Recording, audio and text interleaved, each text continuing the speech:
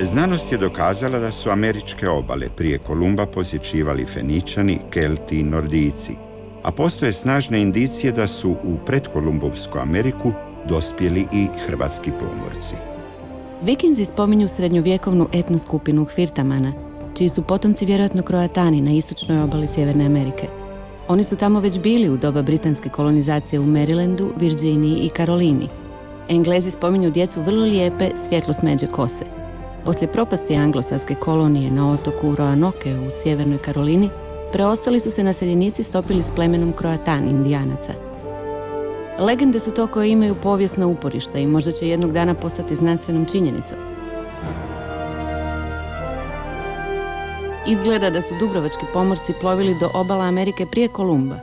Svakako su putovali u nove kolonije već 1494. znači 2 godine poslije otkrića Amerike.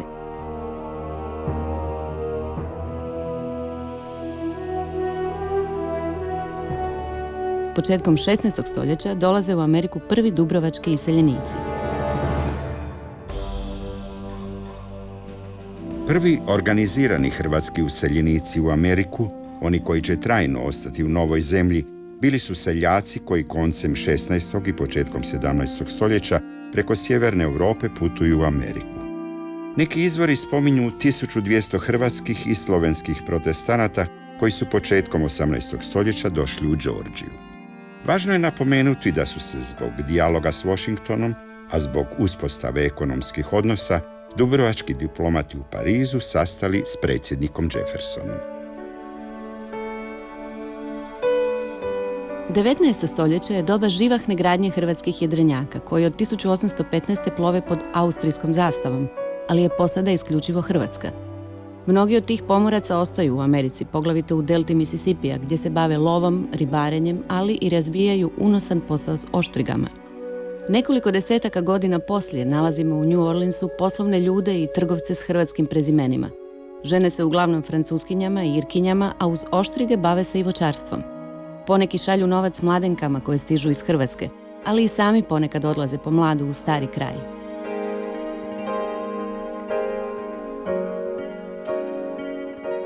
Zlatna groznica privlači i Hrvate, a neki od lovaca na zlato otkrivaju plodne doline. Mateo Arnerić z Brača uzgaja grožđe i voće u dolini Santa Clara, a njegov će sin postati prvim Hrvatom aktivnim u američkoj politici.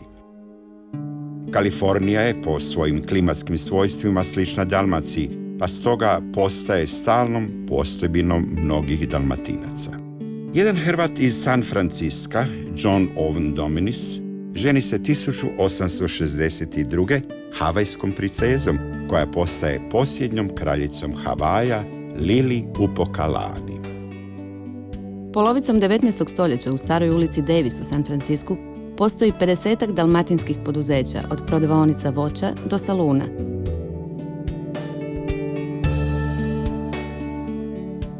Tu je i dr. Vincent Gelčić sa Hvara, koji s ostalima utemeljuje Slavonsko-Ilirsko zajedničko dobrotvorno društvo.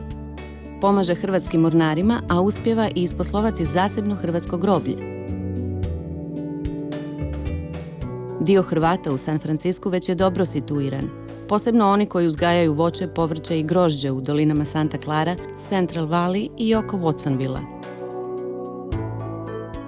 U građanskom ratu ima Hrvata i na strani sjevera i na strani juga, a i poslije ih se može naći u američkoj vojsci. 60. godina 19. stoljeća u Ameriku se useljava 2.300.000 ljudi, a poslije dovršetka gradnje željeznice broj se povećava. Nemoguće je ustanoviti koliko se Hrvata uselilo u to vrijeme, ali su razlozi napuštanja Hrvatske poznati. Loša gospodarska situacija, filoksera koja je uništila dalmatinske vinograde, pa je 200.000 ljudi ostalo bez posla. Također, nedostatak političkih sloboda, veliki porezi i teror žandara sve će više postati razlozima iseljavanja. Pouzdan je podatak da se od 1880. do 1914. iz Hrvatske iselilo više od 600.000 Hrvata. U Ameriku su putovali preko sjevernoeuropskih luka, a poslije polazna postaja pretežito ona u Trstu.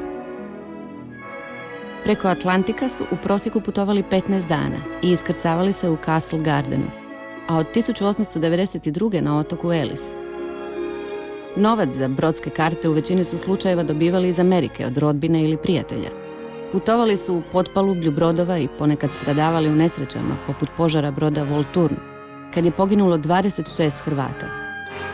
Na brodu Titanic bilo je 9 Hrvata, od kojih je 3 preživjelo tragediju. Na obalama Atlantika, u New Yorku, Filadelfiji i drugdje, Hrvati su radili kao mornari, lučki radnici ili u posadama lučkih tegljača. U Michiganu se kopao bakar, Pittsburghu i drugdje radili su u čeličanama, talionicama, a mnogi u kamenolomima i na prugama. Taj novi val useljenika sastojao se pretežito od zemljoradnika koji su prihvaćali teške poslove, jedine koji su im se nudili. Poneki su Hrvati držali gostionice za svoje sunarodnjake. U pravilu, bez znanja engleskog, siromašni i iscrpljeni od teškog rada, ti Hrvati su ostajali izolirani i družili su se međusobno, stanovali zajedno i osnivali svoja društva. Uskoro je Pensilvanija postala snažnim hrvatskim središtem u Americi, te nije slučajno baš tu, u LNG Cityu, godine 1894. osnovana hrvatska zajednica u Sjedinjenim Američkim Državama, zalaganjem Zdravka Mužine i Petra Pavlinca. Dio Hrvata znao je koliko su tisak i knjige važne za svakog čovjeka. Tako je Zdravko Mužina objavio hrvatsko-američku danicu, a Josip Marohnić, tiskar i vlasnik prve hrvatske knjižare, objavio je englesko-hrvatski i hrvatsko-engleski rječnik, kao i povijest Amerike namijenjenu Hrvatima. Godine 1904. pojavila su se 2 lista koji će igrati važnu ulogu u životu američkih Hrvata. Zajedničar, koji postaje glasilom hrvatske zajednice, i Narodni list u New Yorku. U doba najvećeg egzodusa između 1900. i 1914. iz Hrvatske se iselilo oko 400.000 ljudi. Nema sumnje da Hrvatska nije više jedina domovina Hrvata, pisale su hrvatske novine u New Yorku. Samo u jednom danu, 30. rujna 1903. u New York je stiglo 600 Hrvata, uglavnom iz Like i Južne Hrvatske. Hrvati početkom 20. stoljeća još nisu sasvim postali Amerikancima. Opirali su se asimilaciji, a i njihova konzervativna načela bila su zapreka bržoj integraciji, kao i nepoznavanje engleskog jezika. Jezične probleme nadomještali su nizom riječi od kojih bi se mogao sastaviti američko-hrvatski rječnik. Šop su primjerice nazivali šapa, domovinu kontra, hodanje vokati, govorenje tokati.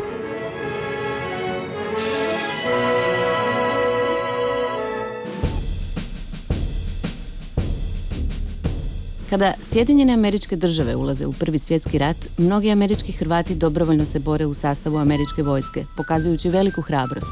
Mnogi su i odlikovani. Mnogi Hrvati nadali su se da će nakon Prvog svjetskog rata Hrvatska postati slobodna država, pa se dio iseljenika vraća u Hrvatsku. Nadali su se realizaciji proklamacije američkog predsjednika Wilsona da svaki narod ima pravo na slobodu i svoju državu. Međutim, stvaranje države Srba, Slovenaca i Hrvata pod srpskom dinastijom Karađorđević svima otvara oči da se ne radi o državi slobodnih ljudi, već državi u kojoj Srbi uvode teror nad svima koji nisu Srbi.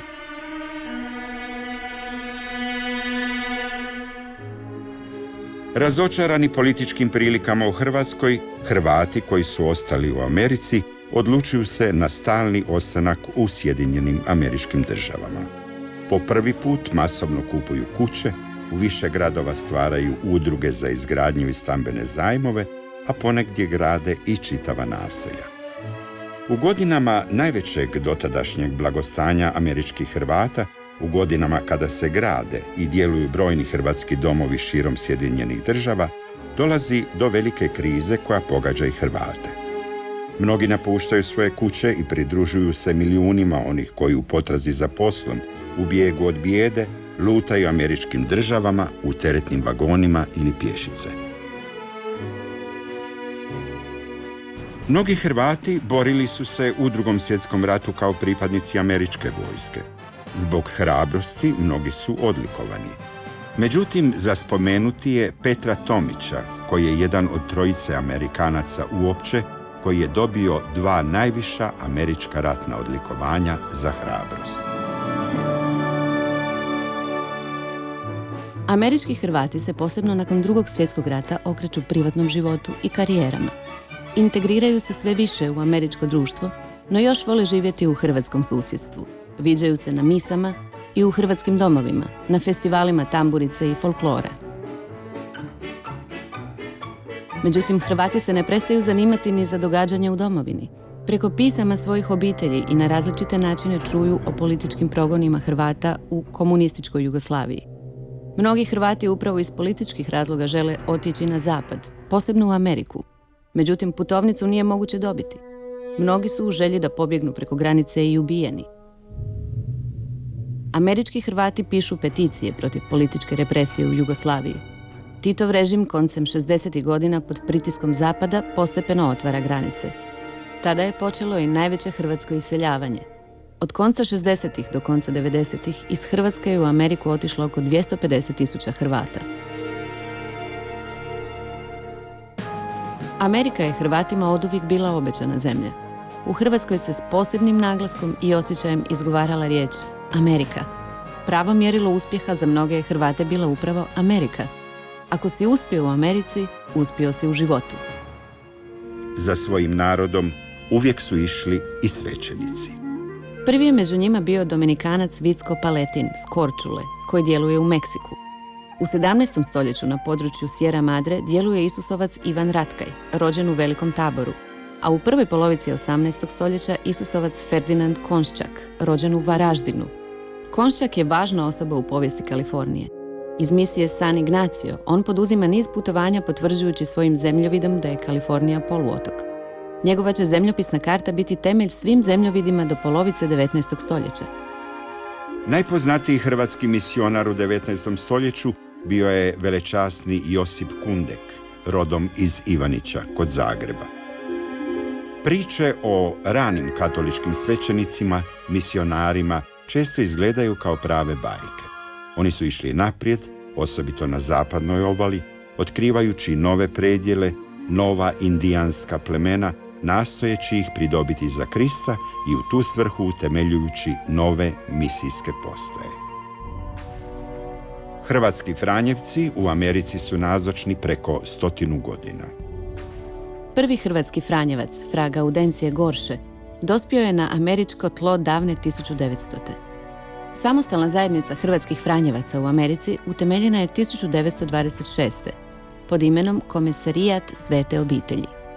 Naziv komisarijat promijenjen je 1969. u Kustodija. Do sada je na ovom kontinentu djelovalo preko 100 hrvatskih Franjevaca, članova ove zajednice, nastojeći kroz to razdoblje okupljati hrvatske katolike oko župnih središta, dajući im duhovnu hranu na njihovom materinskom hrvatskom jeziku. Treba napomenuti kako hrvatski Franjevci ovdje nisu bili samo vjerski vođe svoga naroda. Oni su se u najvećoj mogućoj mjeri trudili i oko očuvanja nacionalne svijesti, uvijek hrabro navještajući pravo tada porobljenog hrvatskog naroda u domovini na slobodu i vlastitu državu.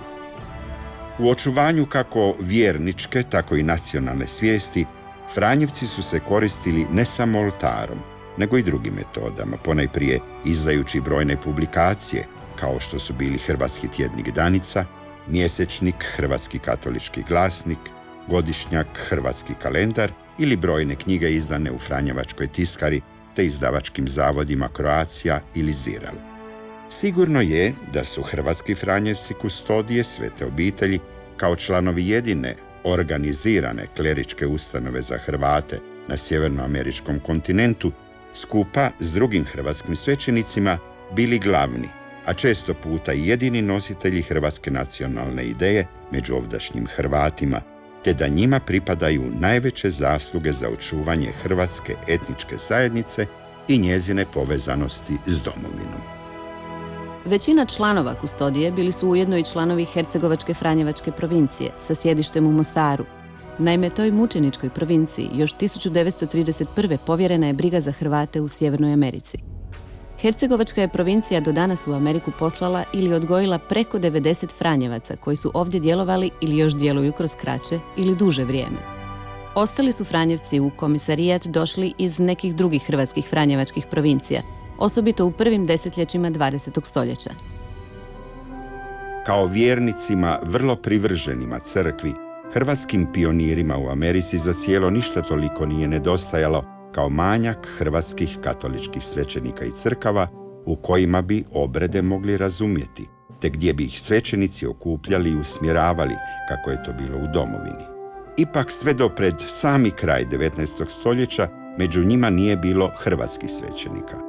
Mnogi su stoga išli u druge katoličke crkve, dok su se mnogi posve udaljili od nje, budući da u drugim crkvama nisu mogli naći ono što su tražili. Prvi hrvatski svećenik koji je u Americi djelovao među Hrvatima bio je velečasni Dobroslav Božić, rodom iz sela Potočani kod Odžaka u Bosni. Iako je u Americi početkom 20. stoljeća djelovao priličan broj hrvatskih svećenika, tu nije postojala nikakva njihova organizirana zajednica. Kako je istovremeno u Americi djelovao i lijepi broj Franjevaca rodom iz Hrvatske, Slovenije i Slovačke, odlučili su osnovati zajednicu koja bi imala sjedište u Americi i da bi na taj način njihov rad postao što djelotvorniji i usklađeniji. Tako je zajednica slovenskih, hrvatskih i slovačkih Franjevaca utemeljena 1912. pod imenom Komisarijat Svetoga križa sa sjedištem u Lemontu, Illinois. Slovenski Franjevci imali su vodeću ulogu u komisarijatu koji je bio i ovisan o slovenskoj Franjevačkoj provinciji. Ipak ta slovensko-hrvatsko-slovačka zajednica nije bila duga vijeka. Osjećala se naime praktična i pastoralna potreba da se hrvatski Franjevci organiziraju kao samostalna zajednica. Hrvatski su se Franjevci osamostalili 1926. Kanonski je njihova zajednica pod imenom Komisarijat Svete obitelji potvrđena 9. veljače 1926. Tu je odluku donijela Vatikanska kongregacija za redovnike. Hrvatski je komisarijat odvojen od slovenskog i stavljen pod upravu Franjevačkog generala reda, zato se nazivao generalnim.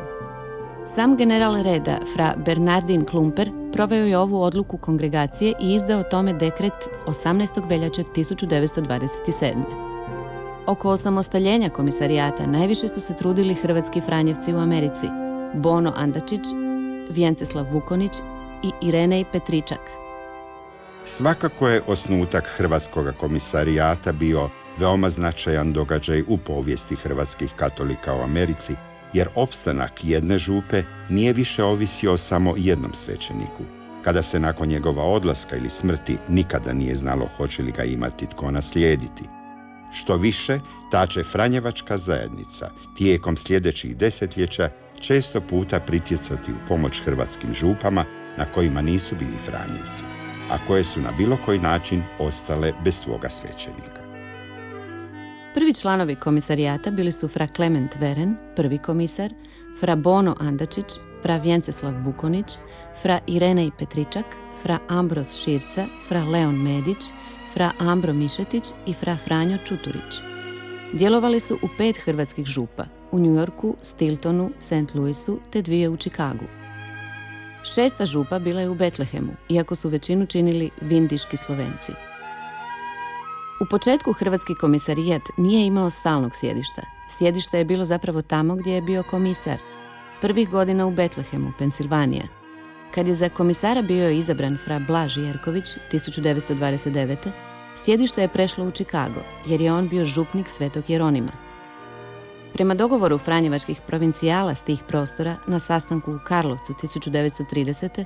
a najviše zalaganjem hercegovačkog provincijala fra Dominika Mandića, skrb za američke Hrvate povjerena je Hercegovačkoj Franjevačkoj provinciji sa sjedištem u Mostaru, pa je i komisarijat od 1931. potpao pod jurisdikciju iste provincije. Već i do tada određeni broj hercegovačkih franjevaca djelovao je u Americi, a upravo je činjenica povjeravanja komisarijata toj zajednici učinila da je u kasnijim desetljećima najveći broj franjevaca bio upravo iz te provincije. Odluku o povjeravanju komisarijata hercegovačkoj i franjevačkoj provinciji službeno je donio general reda fra Bonaventura Marani 19. studenog 1931. a potvrdila Kongregacija za redovnike 30. prosinca 1931. Tako je komisarijat prestao biti generalni, a postao je provincijski, pod upravom jedne provincije, Hercegovačke. Budući, međutim, da je za vrijeme rata 1939. do 1945. bilo nemoguće održavati vezu između provincije i komisarijata, on je opet postao generalnim, pod upravom generala Franjevačkog reda u Rimu. Takvo stanje potrajalo je sve do 1969. kada je odlukom generalnog Franjevačkog definitorija od 23. rujna 1969. komisarijat ponovno povjeren Hercegovačkoj provinciji. Istodobno je preimenovan u kustodiju, budući da je postao provincijski komisarijat, a svi provincijski komisarijati u Americi preimenovani su u kustodije još 1950. godine odlukom generalnih konstitucija Franjevačkog reda. Kustodija je međutim tek kratko vrijeme bila provincijska. Naime, zbog poznatih neprilika u kojima se već nekoliko desetljeća nalazila Hercegovačka franješka provincija, takozvani hercegovački slučaj, kustodija je dogovorno 1976. na 77. prestala pravno biti ovisna o provinciji i postala opet ovisna o generalu Franjevačkog reda. Takvo je stanje potrajalo do početka 21. stoljeća, kada je Hercegovačka provincija dobila pravo održavanja redovitih kapitula i redovitog biranja provincijala i provincijalne uprave. Ipak hrvatski franjevci koji djeluju u kustodiji kroz to vrijeme ostali su brojnim i neraskidivim vezama povezani s provincijom u Hercegovini, jer gotovo svi vuku svoje korijene upravo iz te provincije. Različiti su razlozi, osobito oni političke naravi, uvjetovali kako povećanje hrvatske populacije u Americi i poslije u Kanadi, tako i povećanje broja hrvatskih franjevaca na tim prostorima. Osobito je tragična 1945. promijenila stanje u domovini, a to je imalo veliki utjecaj i na zajednicu u Americi. Tragični pokolj hrvatske mladosti u Blajburgu i u raznim kolonama smrti, te komunistički progoni svega što je disalo hrvatski i katolički, jednostavno su prisilili brojne Hrvate, među njima i Franjevce, na bijeg iz domovine. Nemali broj završio je u Americi i Kanadi. To je uvjetovalo i proširenje djelatnosti kako u pastoralnom, tako u nacionalnom i kulturnom smislu. Upravo je kustodija, kao jedina organizirana klerička ustanova među Hrvatima u Americi i Kanadi, preuzela na sebe veliki dio tih obaveza. Teško ekonomsko stanje u komunističkoj Jugoslaviji, kao i progoni, osobito u prvim desetljećima nakon Drugog svjetskog rata, natjerali su i nove naraštaje Hrvata u tuđi svijet. Franjevci su osnivali nove župe, preuzimali one hrvatske župe koje su ostale bez župnika, izdavali brojne novine i magazine, te na svaki drugi način pomagali hrvatsku dijasporu u novom svijetu. Zbog povećanog broja Franjevaca u Čikagu, uz već kupljeni samostan Svetog Ante, kupljena je još jedna lijepa zgrada, a spajanjem garaža nastala je i treća, tako da te 3 zgrade do danas čine vrlo lijepi kompleks i hrvatski kutak u Americi. U prvotnoj samostanskoj zgradi tada su boravili sjemeništarci, dok je nova zgrada kupljena 1952. preuređena i preimenovana u samostan. Osim toga, Franjevci su otvorili još 2 franjevačke rezidencije koje su imale različite namjene.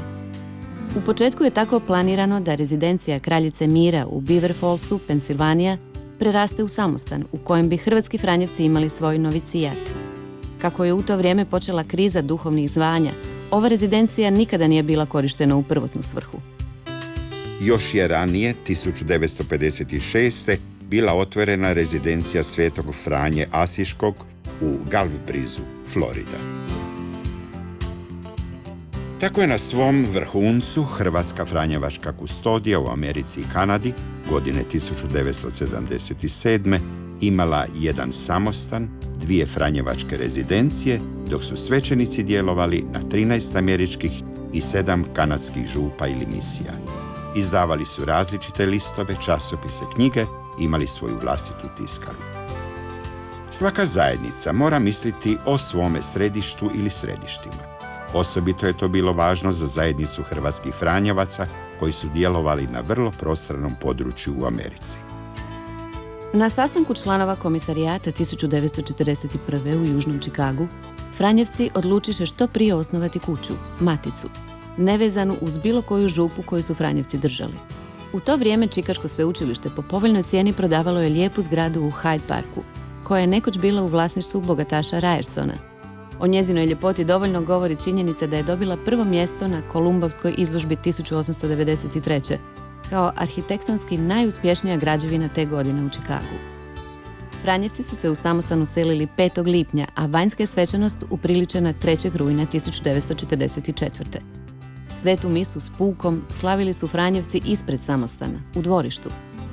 Misu je predvodio komisar fra David Zrno, a propovijedao je hrvatski dominikanac Reginald Rabadan. Većini je Franjevaca prvo utočište na novom kontinentu bio upravo samostan Svetog Ante na Drexelu. Neko vrijeme u samostanu je boravilo i do 19 Franjevaca. Oni pak Franjevci koji nisu prebjegli, uglavnom su doživjeli tragične sudbine. 66 hercegovačkih Franjevaca pobili su komunisti, a brojni drugi godinama su posve nedužni robijali u jugoslavenskim tamnicama. Prvotni samostan na Drexel bulevaru sada je sjedište Hrvatske franjevačke kustodije. I ta je zgrada lijepo obnovljena i preuređena tako da može primiti veći broj Franjevaca. Svakako najviše u vrijeme franjevačkih kapitula i godišnjih duhovnih vježbi. Zbog sve većeg broja fratara u mirovini nije više bilo slobodnih prostorija u samostanu. Stoga je 1997. i kustosov ured premješten na Drexel bulevar, na 2. kat. 3. kat predviđen je za smještaj braće koja za duhovne vježbe ili kapitule dolaze u svoje središte u Čikagu. Naš samostan praktično uvijek je bio otvoren prema svima, pogotovo koji bi dolazili ljudi iz Hrvatske, i onda ovdje su stvarno uvijek bili dobro primljeni i odavde su isto tako dolazile i nove ideje, ali zapravo samostan je uvijek ostao i centar pastoralnog rada i djelovanja. U našem samostanu, kad pogledamo danas, moramo biti posebno zahvalni časnim sestrama koje su ovdje došle 1968. Prema tome, oni su se uvijek brinuli za kuhanje, za čišćenje i isto tako za potrebe bolesnika. Do sada je kustodiju vodilo 8 kustosa. Prvi je kustos bio fra Vjekoslav Bambir. Naslijedio ga je fra Častimir Majić, a njega fra Marko Kozina. Fra Steve Rajić bio je kustos od 1979. do 1982. a njega je naslijedio fra Jozo Abramović. Potom je dugo godina kustosom bio fra Pavao Maslać, od 1985. do 1994. Naslijedili su ga fra Slavko Soldo i fra Marko Puljić, a danas je kustos ponovno fra Pavao Maslać. Komisari, što je samo drugo ime za kustosa, bili su fra Klement Veren, 1926. do 29. fra Blaž Jerković, 1929. do 35. fra David Zrno, punih 15 godina, od 1935. do 49. Fra Davida je naslijedio fra Vendelin Vasilj, koji je komisarijatom upravljao 9 godina, najprije 1949. do 52. a potom 1961. do 67. Po svom dolasku iz Rima, upravu je komisarijata preuzeo hercegovački Franjevac i ugledni hrvatski povjesničar fra Dominik Mandić, 1952. do 55. Nakon njega za komisara je bio izabran fra Ferdinand Skoko, 1955. do 61. pa onda, nakon fra Vendelina Vasilja, fra Vjekoslav Bambir, 1967. do 73. Za vrijeme njegove uprave, komisarijat je preimenovan u kustodiju, a komisar u kustosa. Nekoliko je valova dolazaka Franjevaca u Ameriku i Kanadu. Prvi val došao je u Ameriku početkom stoljeća. Glavni razlog njihova dolaska bio je pastoralni rad među hrvatskim iseljenicima. Oni su doista bili pioniri pastoralnog djelovanja među Hrvatima. Ukupno je bilo 26 Franjevaca, od kojih su se neki ubrzo vratili iz Amerike. Gotovo u svakog od njih možemo vezati utemeljenje neke župe ili neke građevne radove. Neki su djelovali kao putujući misionari, tražeći i pronalazeći Hrvate na svim stranama prostrane Amerike. U drugi iseljenički val hrvatskih Franjevaca možemo ubrojiti one koji su u Ameriku dospjeli u prvim poratnim godinama, bježeći pred krvavim komunističkim terorom. U tu skupinu također valja ubrojiti Franjevce koji su kao dječaci prebjegli u slobodni svijet, dio vremena proveli u izbjegličkim logorima u Europi, te onda postali franjevački kandidati i kao takvi prešli poslije u Ameriku, gdje su završili filozofski i teološki studij i bili zaređeni za svećenike. Osim toga, mali broj Franjevaca potekao je iz hrvatskih obitelji u Americi. Oni su u Americi i rođeni, ali su željeli postati hrvatski svećenici i Franjevci te djelovati među Hrvatima. Ukupno su u ovoj skupini bila 33 Franjevca. U treći iseljenički val treba ubrojiti sve one Franjevce koji su došli djelovati u Ameriku i Kanadu među Hrvatima nakon Drugog svjetskog rata, a da njihov dolazak nije neposredno bio uzrokovan ratom, pa sve do naših dana. Ovdje naravno valja ubrojiti i one Franjevce koji su se rodili u Americi ili su se tu školovali, a članovi su kustodije. Neki od Franjevaca u međuvremenu su se vratili u domovinu, dok su neki napustili franjevački red. Kao što je rečeno, u drugoj polovici 70-ih prošlog stoljeća hrvatska kustodija Svete obitelji opsluživala je najveći broj župa od svoga postojanja. Zbog prestanka dolaska useljenika ili zbog seljenja Hrvata u druge dijelove Amerike, danas je taj broj smanjen. Međutim, ne smije se zaboraviti hrvatske župe koje su desetljećima bile vrlo aktivne i u kojima se odvijao bogat vjerski, nacionalni i kulturni život. Iako su neke osnovali Hrvati, danas su to američke župe, ali s jasnim tragovima nazočnosti Hrvata u njihovoj povijesti. Tih 6 župa nalazi se u Pensilvaniji: Sharon, Bethlehem, Ambridge, Monessen, Stilton, Rankin i Thunder Bay u Kanadi. Danas kustodija pastoralno služi i okuplja vjernike u 15 hrvatskih župa u Americi i Kanadi. Franjevci zajedno sa svojim vjernicima aktivno žive vjerski i kulturni život. Unutar djelatnosti župa gotovo svugdje djeluju mnogobrojne organizacije, folklorne, molitvene, dobrotvorne, športske, kulturne, radio i slični programi. Vjernici se o aktivnostima župe obavještavaju putem tjednih župnih listova, koji uglavnom izlaze dvojezično. I svete mise održavaju se na hrvatskom i engleskom, poglavito u Americi. Za spomenuti je da je tijekom Domovinskog rata najveći dio humanitarne pomoći išao u organizaciji hrvatskih župa.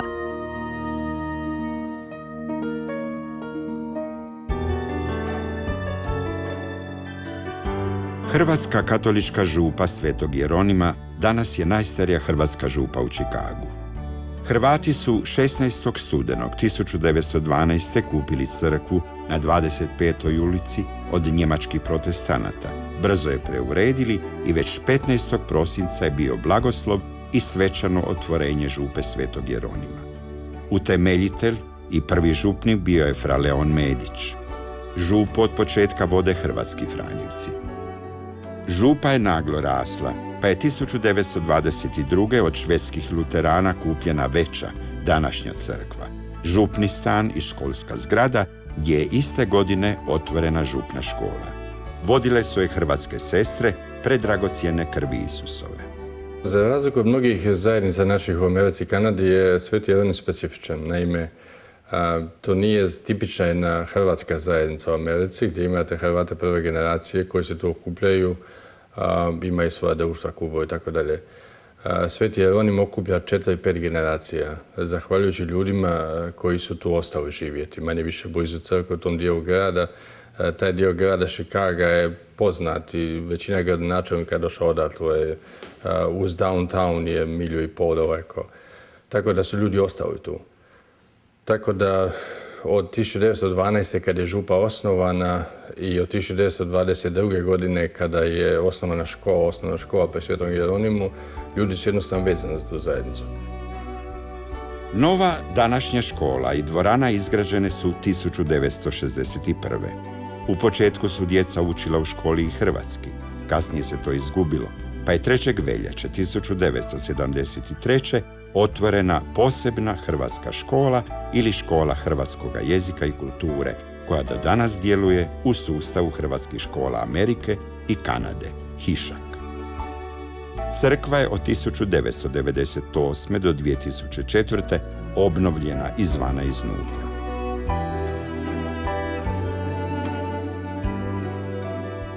Župa je jedna od najaktivnijih hrvatskih zajednica u Americi, a u njoj djeluju mnogobrojna društva. Ja mislim, bez Franjevaca danas vjerojatno u Americi i Kanadi ne bi bilo. Jednim dobrim dijelom, ne kažem 100%, jer ima župe koje drže i ostale svećenici. Mislim da je kustodija odigrala jednu povijesnu ulogu na koju mi možemo biti jako ponosni. Mi smo ovdje 100 godina služili smo, organizirali i osnivali zajednice, župe. Iz nekih smo se povukli, neke još služimo. Mislim da smo sačuvali i identitet, ali mislim da smo tisućama i tisućama ljudi pokazali put, pomogli čovjeku živjeti, povezali ga s drugima. Ja često ljudima kažem u Svetom Jeronimu jednu činjenicu. Iako je tu dosta ljudi, ali ljudi koji su postali prijatelji, obiteljski prijatelji, ljudi koji su našli bračnog druga, ne bi se nikad sprijateljili da nisu bili u toj zajednici. Ne bi nikada susreli te ljude. Ne bi nikada bili blagoslovljeni takvim susretima finih ljudi koji su upoznali, nego baš ne bi bilo nikakve šanse takvi ljudi susreti na cesti ili na putnoj stanici ili u nekom klubu. Mislim da to je jedinstveno mjesto gdje su ljudi postali prijatelji i zato što ih nešto zajedničko veže, osnivali su zajednice, klubove i ostalo. Za Hrvate Čikaga, ali i za cijeli grad, važna je tradicionalna procesija na blagdan Velike Gospe. Toga se dana tisuće Hrvata, ali i Amerikanaca nađu u toj procesiji.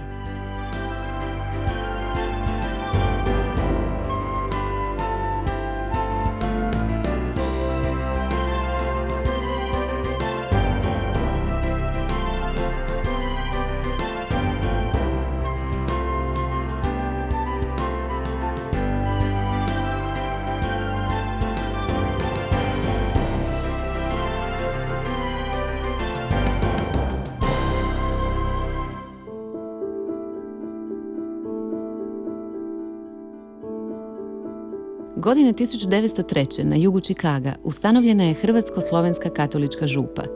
I vjernici su već 1904. sagradili veliku crkvu Svetog Jurija na Ewing i 95. ulici. Prvi župnik bio je slovenski svećenik Janez Kranjec. Nakon nesporazuma s tim svećenikom, Hrvati su odlučili osnovati vlastitu hrvatsku župu. U siječnju 1913. biskupija im je odobrila hrvatsku župu Srce Isusova. Iste godine sagradili su crkvu i školu. Prvi župnik bio je Ivan Stipanović. Od 1919. župa je povjerena hrvatskim Franjevcima. Današnji župni stan sagrađen je 1928. Škola 1960. a 1964. nova crkva. Brojne generacije Hrvata južnog Čikaga odrasle su uz ovu crkvu i njezine svećenike. Pa još ima, kako sam rekao, dovoljno Hrvata, pa i drugi ljudi, nacionalnosti. Sad su evo dolaze iz Južne i Centralne Amerike, isto ljudi. Župa se još dobro drži, imamo još i školu, imamo oko 160 djece u školi, pa za sad, hvala Bogu, idemo napred.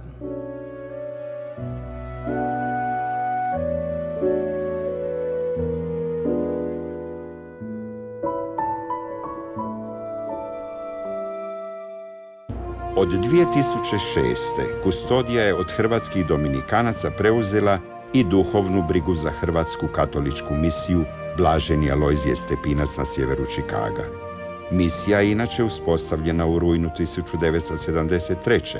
a prvu svetu misu slavili su hrvatski dominikanci 30. rujna. U sadašnjoj crkvi Anđela Čuvara na Ridge i Devon bila je prva hrvatska misa na Božić 1975.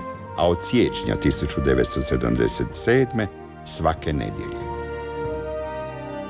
1974. otvorena je i hrvatska škola, a iste je godine otvoren i Hrvatski kulturni centar koji je od rujna 1979. preuzeo Hrvatsku školu. Specifičnosti ove župe u kojoj se sada nalazimo jest da je jednog zanimljivog karaktera. Naime, većina naših crkava u kojima služimo u Americi su župe, a ovo je Hrvatska katolička misija sa takvim nazivom, poput naših hrvatskih katoličkih misija u Njemačkoj. Puno naših Hrvata koji su živjeli u drugim dijelovima Chicaga imaju tenziju da sele prema sjeveru. A mi se sada nalazimo na sjeveru Chicaga i zato je ovdje s vremenom akumulirala veća zajednica ljudi kojima su dobrim dijelom ljudi bili članovi naših župa na sredini, na Svetog Jeronima u Srca Isusova ili na Presvetoga Trojstva na Troop Street. I mi vidimo dosta mladih ljudi, mladih obitelji koji su tu, a jedan mali val, ne toliko veliki, novo pridošlih iz razloga posljednjeg rata iz Hrvatske, a posebice iz Bosne i Hercegovine, pridonio je broju naših župljana, koji sada broji oko 400 obitelji ovdje na sjeveru Chicaga.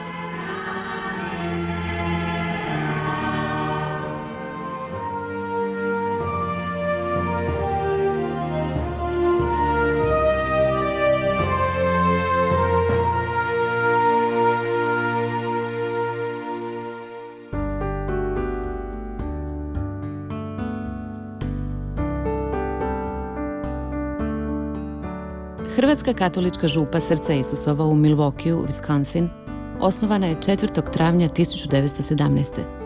Prvi župnik bio je fra Placid Belavić. Od 1930. župa je povjerena Hrvatskim Franjevcima. 1948. kupljeno je zemljište na 49. ulici, gdje je 1949. napravljena, a 5. veljače 1950. blagoslovljena nova crkva. U ožujku 1954. u župu su došle sestre kćeri Božje ljubavi.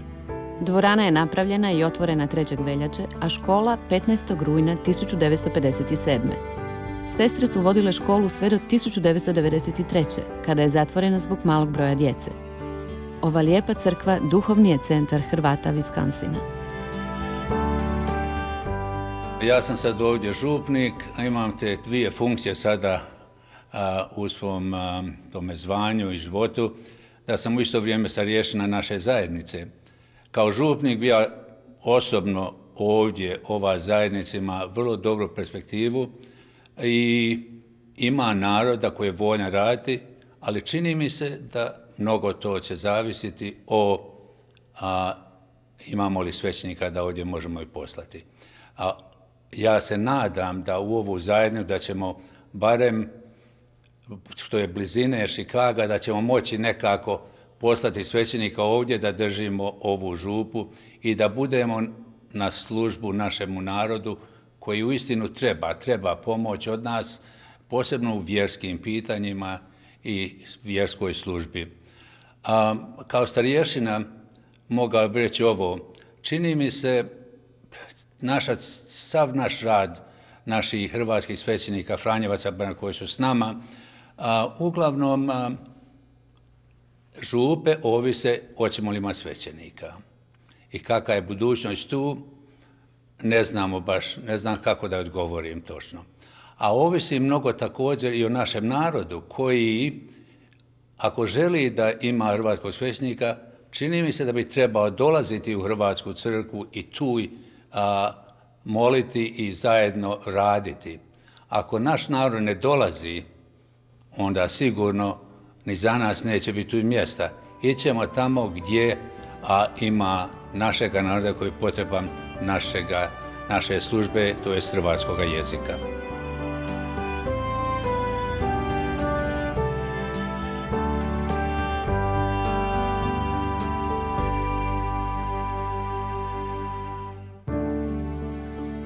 Župa Svetog Augustina u West Ellis, Wisconsin, osnovana je 20. kolovoza 1928. Prvi župnik bio je Franjo Bahorić. U travnju 1930. biskup je povjerio župu Hrvatskom Franjevačkom komisarijatu za Ameriku. Crkva je dovršena 1938. i svečano blagoslovljena 20. studenog iste godine. Školu su vodile sestre kćeri Božje ljubavi od 1954. sve do 2003. kad je spojena s drugim župnim školama i preseljena na drugu adresu.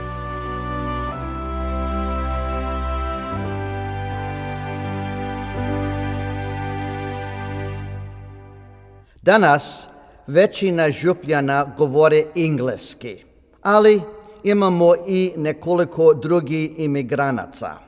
Imamo i lijepi broj hrvatskih obitelji. Par njih se ponose da su već 5. koljeno hrvatski župljani. A hrvatska kultura se sačuvani kroz učenje jezika, tamburaške glazbe, plesova, hrvatske kunje i razni drugi programa. Hrvatska katolička župa Svete Lucije u Troju, Michigan, djeluje od 2. prosinca 1923. Prvi župnik i utemeljitelj bio je velečasni Oskar Šuster. Crkva i župni stan kupljeni su u listopadu 1924. a 27. rujna posvećena je Svetom Jeronimu. Nova, druga crkva i župni centar podignuti su 1955. na 605 i West 8 Mile. Za spomenuti je da su je ukrašavali kipovi Ivana Meštrovića i slike Zvonimira Mihanovića. Od srpnja 1976. župa je povjerena Hrvatskoj franjevačkoj kustodiji Svete obitelji. 1996. za župništva fra Josipa Galića izgrađena je i lijepa i prostrana treća crkva. Uz nju je izgrađena i dvorana, stan i župni centar. Crkva je blagoslovljena 8. rujna 1996. i posvećena Svetoj Luciji. Veliki dio aktivnosti župe događa se u velikoj lijepoj dvorani koja je ukrašena slikama Zvonimira Mihanovića. Pa ja sam ovdje svega mjesec dana. Mogao bi reći da je i zajednica dosta kompaktna. Potpomažu župu svojim darovima. Treba samo se prisjetiti da je ova crkva napravljena 1995. i 6. godine i da je onda imala preko 1 milijun i više duga. Nadamo se ove godine do konca da ćemo isplatiti sav dug. To pokazuje da su ljudi odlučni imati ovu svoju hrvatsku crkvu i u njoj se sastajati. Jer ovo je, tako reći, jedno jedino mjesto gdje oni dolaze kao svjesni ljudi svoje etničke pripadnosti i gdje se mogu i porazgovarati i zabaviti i koje kakve programe izvoditi. Ja sam ovdje novi pa još nisam upoznat sa svim programima koje župna zajednica vodi, ali tako doživljavam nedjeljom poslije svete mise ovu župnu zajednicu.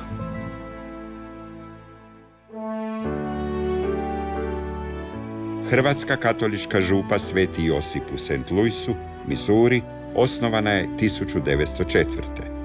Tada je kupljena židovska sinagoga, preuređena u crkvu i blagoslovljena 25. rujna iste godine. Prvi župnik i utemeljitelj župe bio je velečasni Oskar Šuster. Župna i hrvatska škola otvorena je u jesen 1906. Od 1910. vodile su je sestre klanjateljice predragocjene krvi Isusove do 1983. kada je škola zatvorena.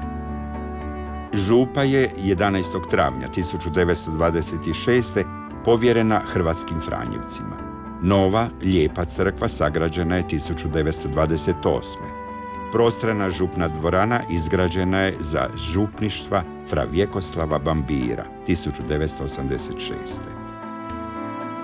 U župi ili njezinom okviru djeluje nekoliko organizacija, među kojima se ističe tamburaški zbor i folklor, koji imaju dugu tradiciju. Za spomenuti je kako su novi život u ovu župu donijeli Hrvati iz Bosne i Hercegovine, koji su ovamo došli tijekom srpske agresije na njihovu domovinu. Mi kao Hrvati vjernici sačuvaju ne samo svoj vjerski identitet, nego i kulturni i hrvatski identitet, da čuvamo svoju baštinu i kulturu, da uz pomoć svih ovih organizacija društava, naravno i imajući ove vjerske sve aktivnosti, da na taj način budemo povezani ovdje u St. Louisu između sebe, da budemo jedni s drugima i što je još najvažnije, da budemo povezani sa našim hrvatskim narodom. Ne samo ovdje u Americi, Kanadi, nego s našim hrvatskim narodom u domovini, u Republici Hrvatskoj i Bosni i Hercegovini.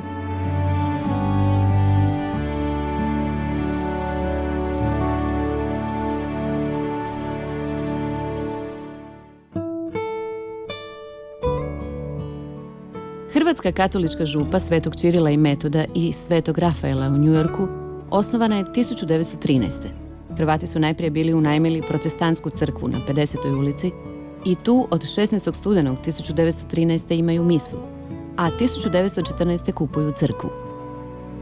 Prvi župnik bio je fra Irinej Petričak, inače on je umro 1996. u 107. godini života.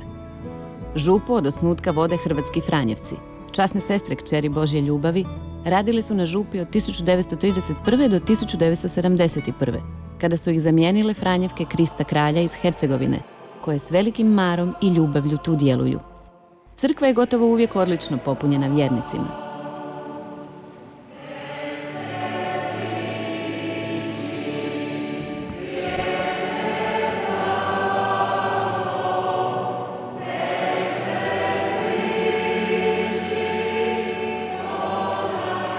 Za mnoge Hrvate New York je oduvijek bio vrata Amerike, pa je stoga ova župa izuzetno važna. Generacije Hrvata vezane su u svoje Franjevce i mnogobrojne aktivnosti koje se ovdje stalno dešavaju.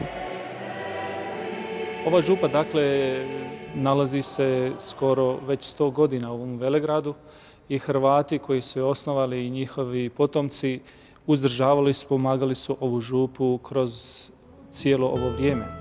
Specifikum ove župe je da ljudi jednostavno se žrtvuju kada dolaze ovdje, a dolaze dakle sa udaljenosti preko 80 do 100 km neki od njih da bi došli na svetu misu, da bi nazočili sakramentima, da bi doveli djecu na vjeronauk i da bi doveli naravno djecu u hrvatsku školu.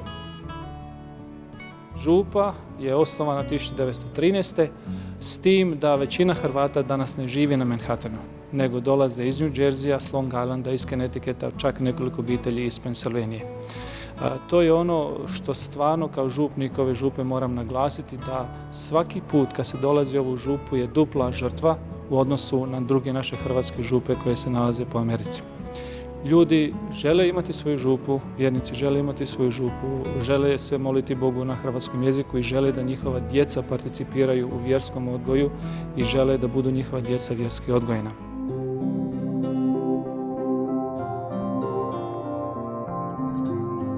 Hrvatski centar na 41. ulici otvoren je 1971. a župa se 1974. preselila u crkvu Svetog Rafaela na 41. ulicu, danas Kardinal Stepinac Place.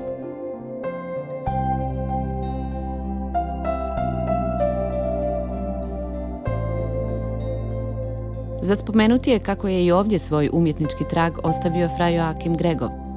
Staru dvoranu oslikao je Zvonimir Mihanović. Hrvatska zemlja u mjestu Bunton u New Jerseyu kupljena je 1973. i služi za svete mise na otvorenom, piknike, izlete i šport.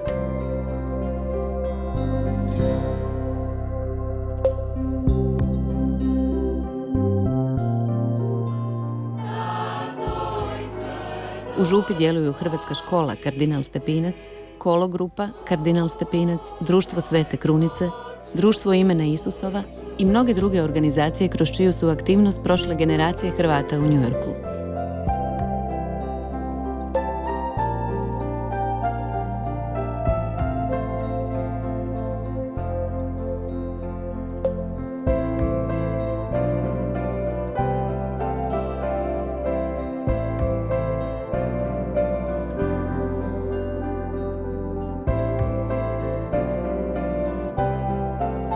Jedan od najvažnijih dana u godini je Stepinčevo, 10. veljače, obilježavanje smrti hrvatskog blaženika Alojzija Stepinca.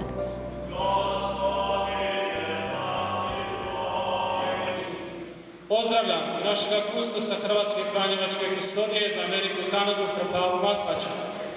Well, first of all, I enjoy them. And they're fun-loving, and they're people of joy, and their food is good, and their beer is good.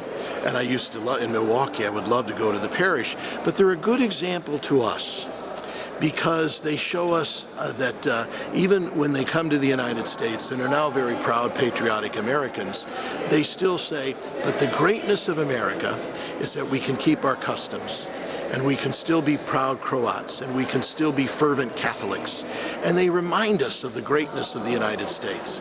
Where else? Here we are in New York City, and here you have this huge, beautiful Croatian parish, filled to standing room only on Sunday, with people praying and singing in Croatian. It's what America is all about, and I'm so proud of them.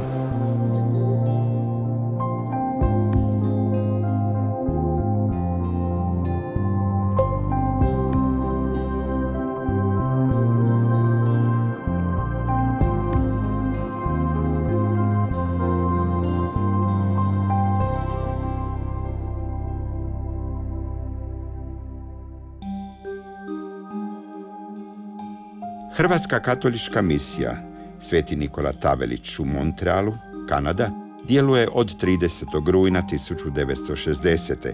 kada je tu došao fra Serafin Vištica. Mise je slavio u kapeli Providnosti. Godine 1963.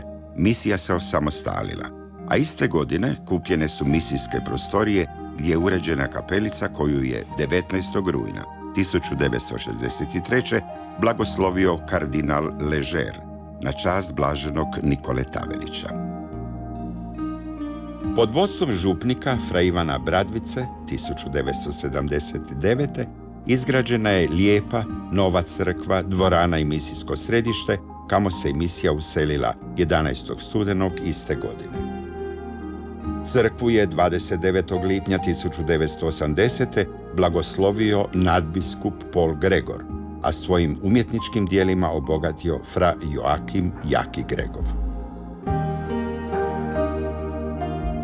Posebno lijepa je crkvena dvorana u kojoj je Rudolf Labaš naslikao likove hrvatskih kraljeva.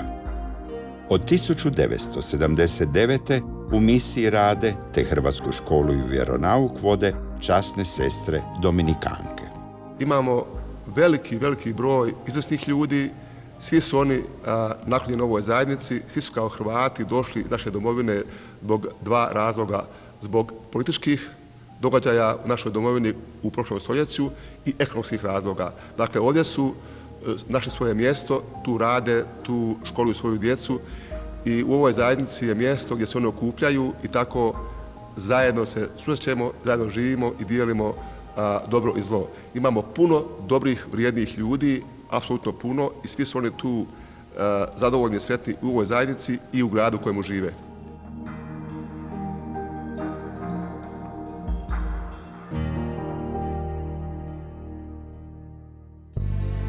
Hrvatska katolička misija Sveti Marko u Sudburyu, Kanada, djeluje od 1949. kada je došao prvi hrvatski svećenik don Jure Vrdoljak.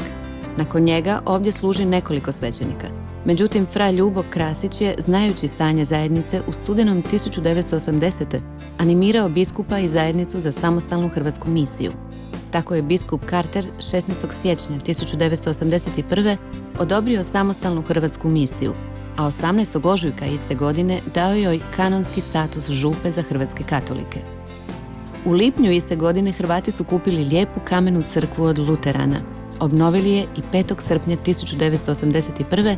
u njoj slavili prvu hrvatsku misu.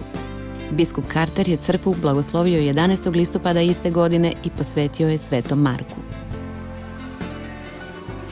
Iako brojčano mala, ovo je vrlo kompaktna zajednica.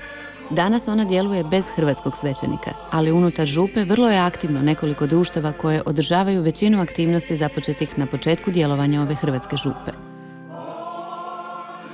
Today is the family Sunday, so Croatian like family. I treat them like a family, and they treat each other like family. Family is family, so we up and down. We happy and we upset. If somebody died, we cry. If somebody is born, we laughing. So I think so. This is the best word. We are like family.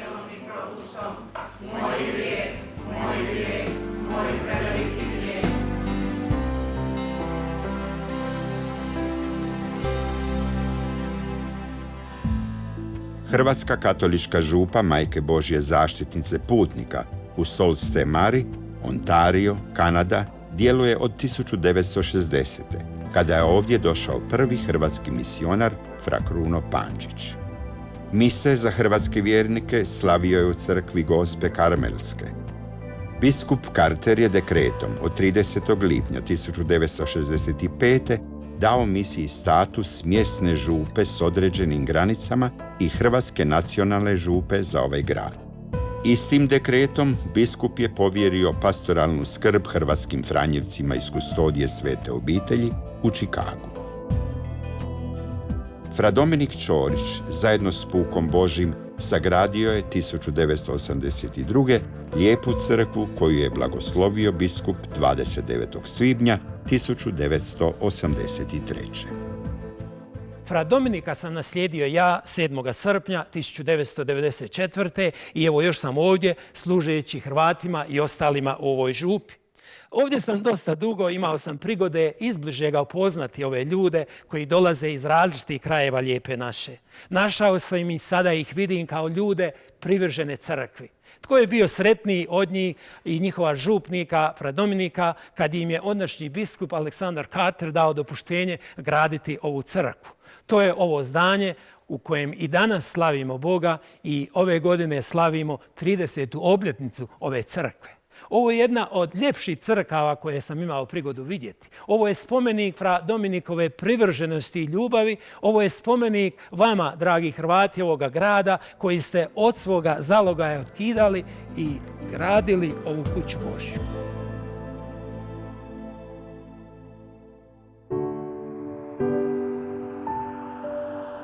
U Hrvatsku katoličku župu Sveti Leopold Mandić u Londonu, Ontario, Kanada, prvi stalni misionar don Ante Matacin došao je 1968. Mise za Hrvate slavio je u kapelici uz katedralu Svetog Petra.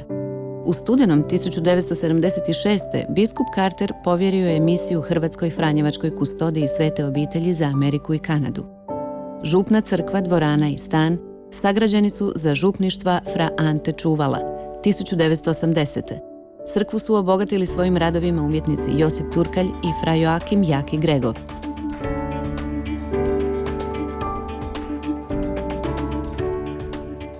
Velika sloga vlada u ovoj župi. Ljudi su dugo godina u ovoj župi imali su i problema svoji, ali nakon što su se pod vodstvom fra Zvonimira Kutleše ujedinili, obnovili su svoju crkvu, tako da otplatili dug, tako da ova župa danas služi na ponos mnogim župama u Kanadi i Americi.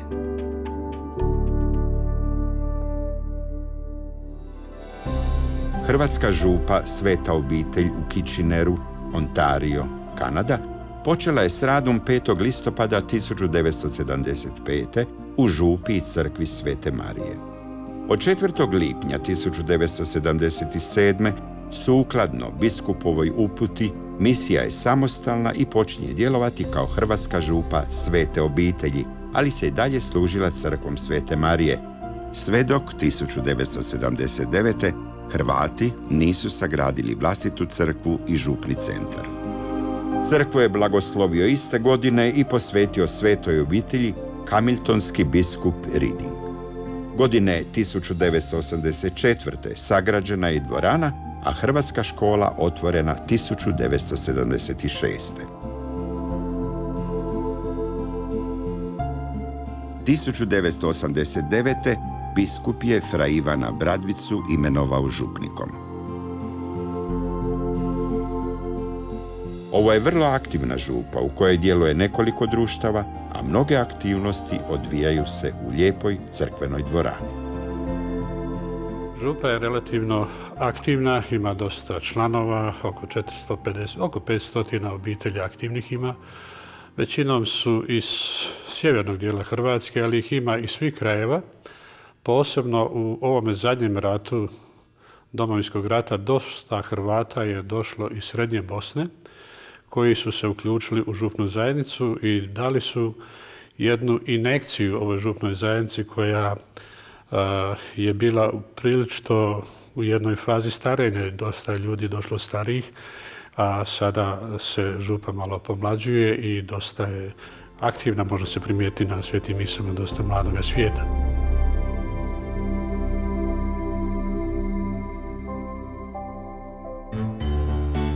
Od rujna 1948. u Windsoru djeluje prvi stalni hrvatski svećenik dr. Fra Lujo Ivandić, član Franjevačke provincije Bosne Srebrene.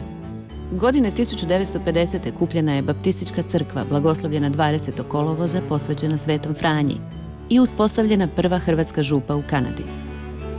Druga crkva sagrađena je 1967. a od 1973. povjerena je Hrvatskoj Franjevačkoj kustodiji Svete obitelji. Od veljače 1980. u župi djeluju i sestre Franjevke od bezgrešnog začeća koje vode vjeronauk, hrvatsku školu i kućne poslove.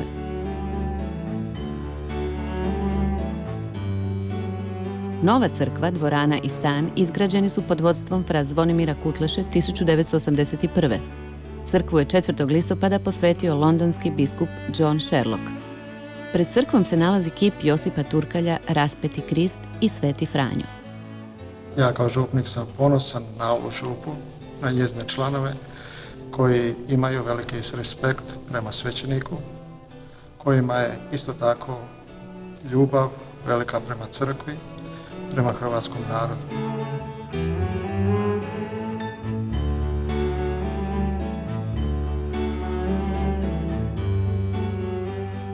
Lijepu oltarnu sliku naslikao je Branimir Dorotić.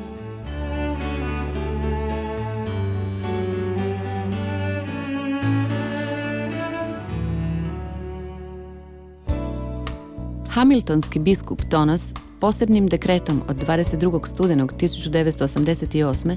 kanonski je uspostavio na Hrvatskom centru u Norvalu Hrvatsko-Franjevačko središte Kraljice Mira, kao zajednicu vjernika sa svim redovnim župnim ovlastima. Pastva je povjerena hrvatskim Franjevcima, a prvi župnik je bio fra Ljubo Krasić. Zemljište centra kupljeno je u svibnju 1977. a vjernici su se spontano počeli skupljati od samog početka, od kada je fra Leon Galić bio poslan brinuti se o društveno-kulturnom razvoju toga mjesta. Svete mise najprije su slavljene za manje skupine radnika u Franjevačkoj kući, onda u garaži, a od 1981. u prostranoj, tek napravljenoj dvorani.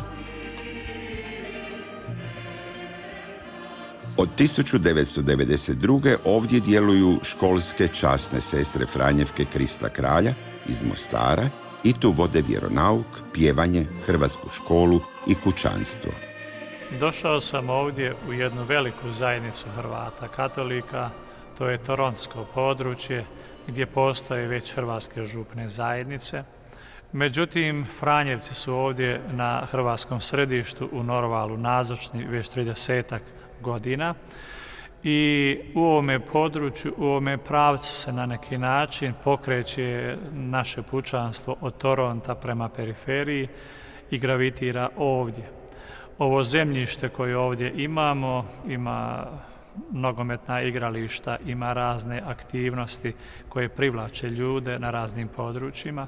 Prije 2 godine, 2008. blagoslovili smo ovu veličanstvenu crkvu koja je ovdje napravljena. Broj župljana brzo raste jer ljudi kada vide crkvu, oni žele biti dio te zajednice, pogotovo ako je nešto novo i žele biti dio zajednice u kojoj se događa, gdje se živi. Norval je poznat kao centar na kojem se svakodnevno odvija bogat vjerski i društveni život Hrvata, Toronta i okolice. Za razliku od mnogih drugih centara, ovdje je nazočan veliki broj mladih ljudi koji su aktivno uključeni u sve što organiziraju župa i mnoge organizacije koje djeluju pri župi. Izgradnju ove velebne crkve vodio je fra Stjepan Pandžić. Nedjeljom je dobro posjećena, a posebno su ovdje lijepe polnoćke i proslave Svetog Ante, kada su i ova velika crkva i cijeli centar premaleni da bi primili sve one koji žele doći ovamo. Mi smo tu da našim ljudima pomognemo u njihovoj duhovnoj izgradnji, na očuvanju njihova hrvatskog identiteta koliko je moguće i na izgradnji jednog takvoga odnosa da se osjećaju ponosni odakle su, sa područja Hrvatske, i da se osjećaju ponosno u onoj zemlji u kojoj žive. Dakle, to je izuzetno važno u izgradnji identiteta, pogotovo mladih ljudi. Ja tu osjećam osobno jedan veliki zadatak da mi svećenici pokažemo gdje god mi radimo, u bilo kojoj župi mi radimo isti posao, samo na drugim područjima, sa istim ciljem za dobro naših ljudi.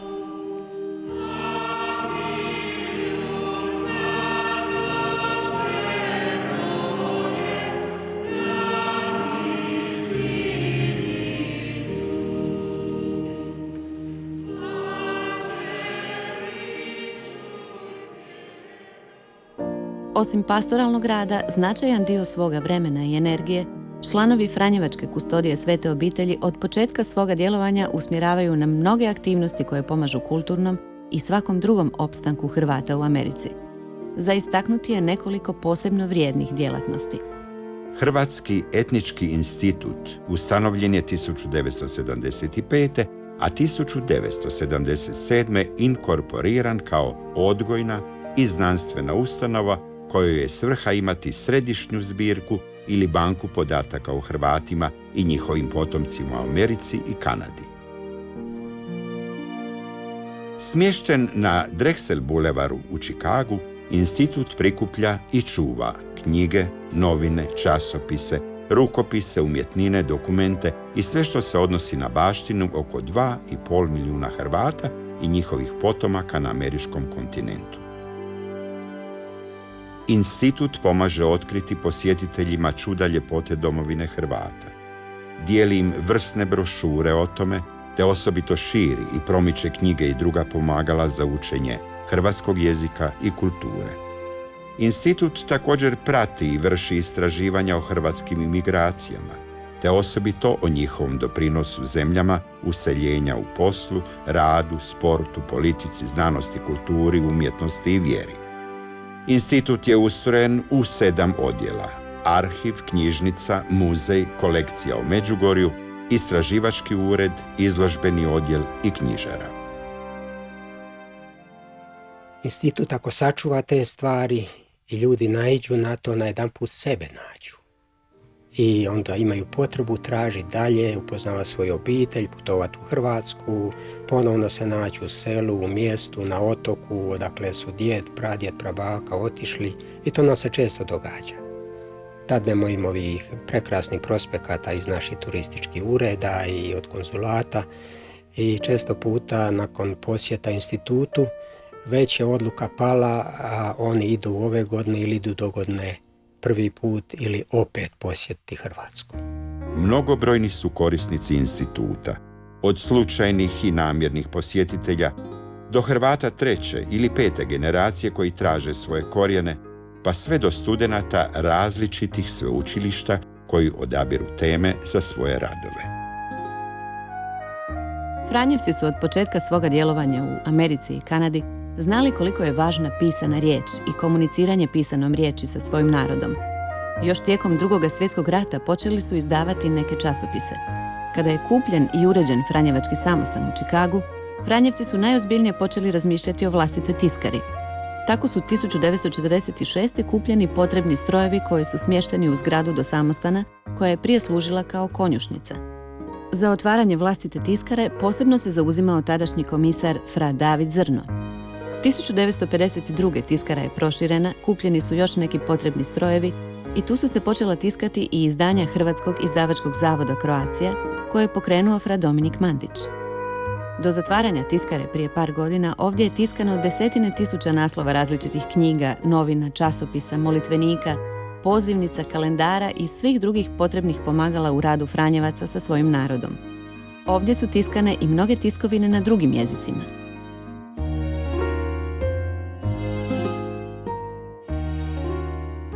Ipak, od toga niza prekrasnih i posebnih izdanja, neke je potrebno spomenuti. Hrvatski katolički glasnik Franjevci su počeli izdavati još 1942. To je po njihovoj ideji bilo potrebno kako bi informacije stizale i do najudaljenijih krajeva gdje su živjeli Hrvati. Taj se potez pokazao kao dobar, posebno nakon odluke komunističke strahovlade u Jugoslaviji, kojom su ukinuta sva katolička glasila. Sadržaji su uglavnom bili vjerski i duhovni, ali glasnik je ipak odisao hrvatskim duhom, te širio ideju slobodne i nezavisne Hrvatske. 1994. glasnik je prestao izlaziti. Najveći razlog je u osamostaljenju države Hrvatske, koje je stvorilo nove uvjete u odnosima između domovine i iseljeništva, te slobodne mogućnosti da Hrvati u Americi dođu do svih tiskovina iz domovine. Hrvatski katolički glasnik je kroz 53 godine svoga izlaženja odigrao veliku ulogu u duhovnoj i društvenoj izgradnji hrvatskih iseljenika, koji su ga zdušno prihvatili, rekao je fra Častimir Majić, posljednji urednik glasnika. 1994. fra Pavao Maslač pokreće mjesečnik Newsletter, Vjesnik, koji je 2006. preimenovan u Hrvatski franjevački glasnik Croatian Franciscan Herald. U njemu se, pored ostalih tema izvješća, objavljuju i vijesti o događajima po župama, gdje članovi kustodije sada djeluju u SAD-u i Kanadi.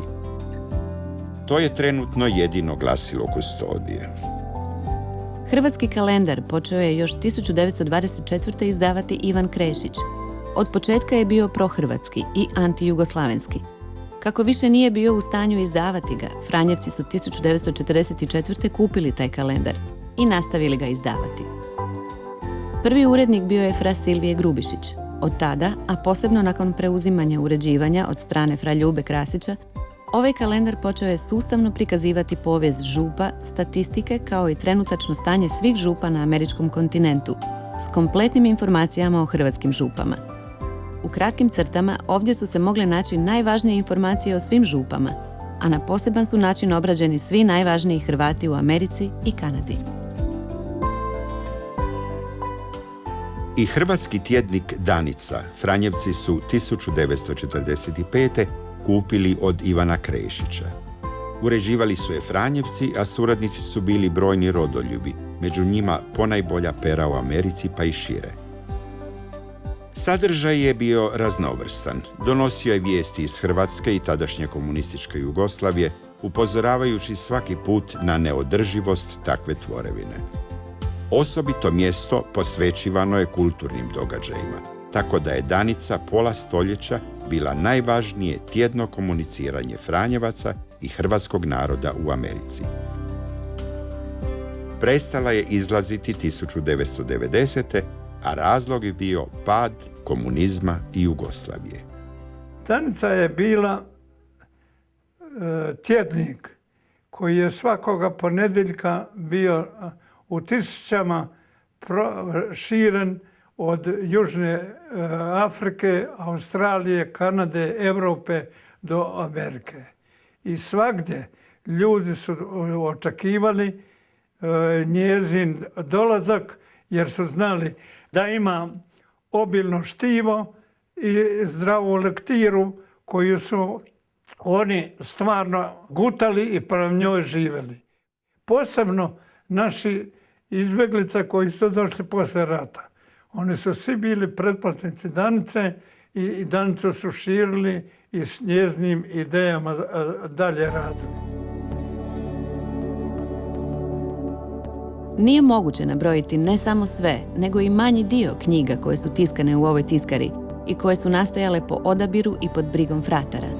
No recimo da su ovdje tiskana sva izdanja biblioteke Ziral, dijela fra Dominika Mandića, fra Silvija Grubišića, fra Lucijana Kordića, Ante Kadića, fra Kvirina Vasilja, fra Šite Čorića i drugih. Iako projekt Hišak, Hrvatske izvandomovinske škole u Americi i Kanadi, nije bio službeni projekt Hrvatske franjevačke kustodije, ipak su mnogi Franjevci u njegovoj realizaciji i uspjehu sudbinski sudjelovali, kao utemeljitelji, ravnatelji i učitelji u hrvatskim školama. Značenje pokretanja hrvatskih škola za mladu generaciju Hrvata, rođenu izvan domovine, važno je za očuvanje svijesti o svojim korijenima i o svom hrvatskom identitetu, a kao njegovi ključni čuvari, Franjevci su od početka u tom projektu. Najvažniju ulogu odigrao je fra Ljubo Krasić, koji je 1974. sa skupinom istomišljenika i intelektualaca Ante Beljo, Vinko Grubišić, Gojko Šušak osnovao ustanovu pod nazivom Hišak. To je iskustvo novo, kako učiti, ja sam učio radeći s djecom. I onda sam te rezultate koje sam prikupio podnio na sastanku hrvatskih svećenika u Omahi. Bio je Savez hrvatskih svećenika i zanimljivo da od svih 17 nazočnih jednodušno su prihvatili taj prijedlog da se osnuje jedan sustav hrvatskih škola za učenje hrvatskog jezika, vjeronauka, povijesti i tako dalje.